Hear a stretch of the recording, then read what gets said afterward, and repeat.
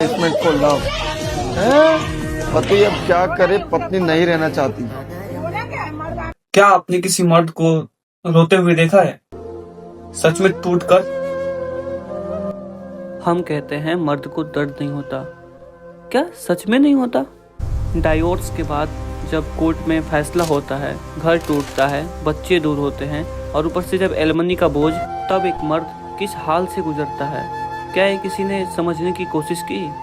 India में divorce होना ये सिर्फ अलग होना नहीं होता है, ये मेंटली, फाइनेंशियली और इमोशनली एक ब्रेकडाउन होता है। डिवोर्स इंडिया में अब बहुत ज़्यादा बढ़ रहे हैं, लेकिन डिस्कशन सिर्फ वुमेन एम्पावरमेंट पर ही अक्सर क्यों होता है? मैं ये नहीं कह रहा कि औरतें सफ़र नहीं करती हैं, बिल्कुल करती हैं। डोमेस्टिक वायलेंस, अबॉन्डमेंट, ये सब रियल प्रॉब्लम्स हैं।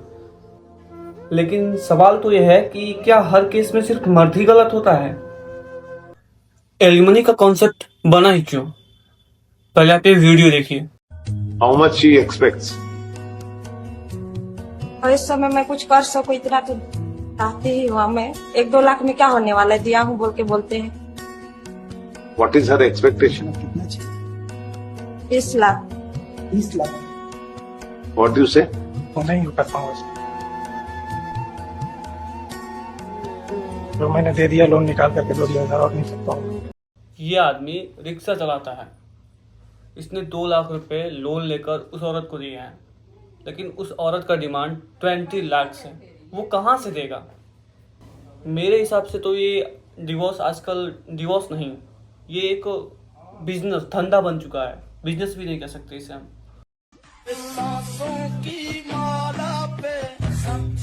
भाइयों, इसने मेरे ऊपर झूठा केस लगाया था अपने बॉयफ्रेंड के कहने पे।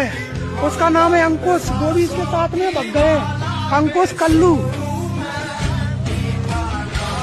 आ जाओ भैया बगल में सुन लो। अरे भैया तुमसे दुश्मनी नहीं है, इसकी करतूत बता रहा हूँ मैं बस।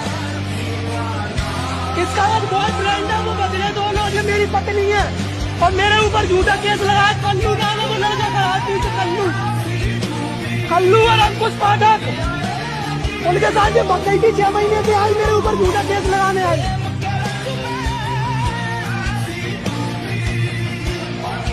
हाँ, मेरी बीवी है, वैसे झूठा केस लगा दिया। कई लड़कों के साथ रुकी है, कई लड़कों के साथ होटल में। क्या करे क्या बंदा? बंदे ने गोली मार दी।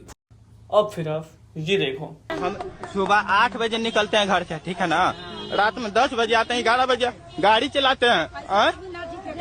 कल 2 बार एक्सीडेंट होने से बचा है, टेंशन से। ये